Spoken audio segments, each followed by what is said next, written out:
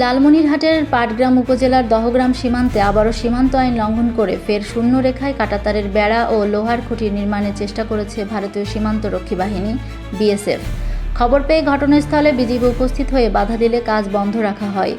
এ নিয়ে সীমান্তে থমথমে পরিস্থিতি বিরাজ করছে।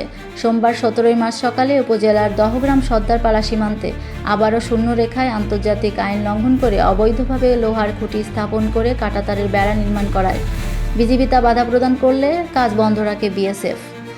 স্থানীয়রা জানায়, দহগ্রাম সর্দারপাড়া সীমান্তে ভারত বাংলাদেশ সীমান্তের মেইন পিলার 42-এর সাপ 48 নং উপপিলারের কাছে সোমবার সকাল থেকে শূন্য রেখায় আন্তর্জাতিক আইন লঙ্ঘন করে অবৈধভাবে লোহার খুঁটি স্থাপন করে কাঁটাতারের বেড়া নির্মাণ করা হয়। ভারতের পশ্চিমবঙ্গ বিএসএফ 6 ব্যাটালিয়নের অরুণ ক্যাম্পের সদস্যদের সহায়তায় এই বেড়া নির্মাণ করতে থাকে। স্থানীয়রা বিষয়টি দেখে বিজিবিকে জানালে ঘটনাস্থলে বিজিবি গিয়ে বাধা দিলে এক পর্যায়ে তারা কাজ বন্ধ করে। এ নিয়ে সীমান্তবাসীর মধ্যে উৎকণ্ঠা বিরাজ করছে। ওই এলাকার বাসিন্দা সিরাজুল ইসলাম বলেন, ভারতীয় বিএসএফ কয়েকদিন পরপর জিরো লাইনে এসে কাঁটাতারের বেড়া নির্মাণের চেষ্টা করে। এতে আমরা সীমান্তবাসী সবসময় আতঙ্কে থাকি, নিজের জমিতে যেতে ভয় পায়।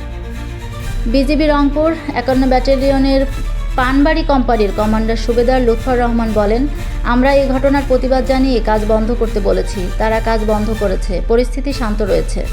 সীমান্তে বিজিবির টহল ও নজরদারি অব্যাহত আছে।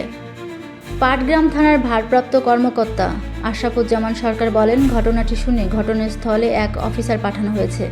তিনি এলেই বিস্তারিত বলা যাবে। এ বিষয়ে 51 বিজিবির পরিচালক লেফটেন্যান্ট কর্নেল সেলিম আল দিন এর মোবাইলে ফোনে একাধিকবার চেষ্টা করা হলেও তিনি ফোন রিসিভ করেননি।